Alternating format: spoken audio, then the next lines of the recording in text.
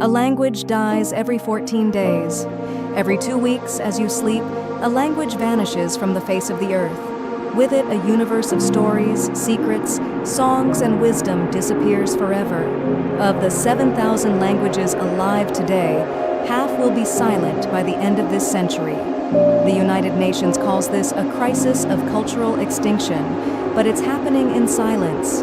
In a remote village in Siberia, an elderly woman wakes up. She is the last fluent speaker of her mother tongue. Her grandchildren speak only Russian. They love her, but they cannot understand her lullabies.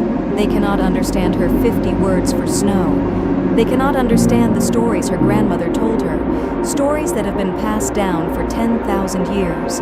When she closes her eyes, a chain of memory breaks, permanently. But she is not alone. Across the world, there are thousands like her. In the mountains of Papua New Guinea, in the Amazon rainforest, in the deserts of Australia, in the islands of the Pacific. The last speakers of dying languages, the last echoes of civilizations that have survived for millennia, now fading into silence. In 2010, the last speaker of the Akabo language died in the Andaman Islands. She was the last person on Earth who could speak the language of her ancestors. When she passed, the language died with her. No recordings, no dictionaries, no way to bring it back. In 2021, the last fluent speaker of the Yuchi language died in Oklahoma. She had dedicated her life to preserving her people's tongue. She made recordings, wrote dictionaries, taught classes. But when she died, only a handful of elders remained. And when they die, the language will vanish. This is the story of every endangered language. A slow, quiet, inevitable death. What is lost when a language dies? A language is not just a collection of words. It is a way of seeing the world.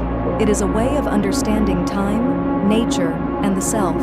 The Yagan people of Chile have a word, mamihlapinatapai, which means a look between two people that suggests an unspoken desire. There is no English word for it. The German language has Waldeinsamkeit, the feeling of being alone in the woods.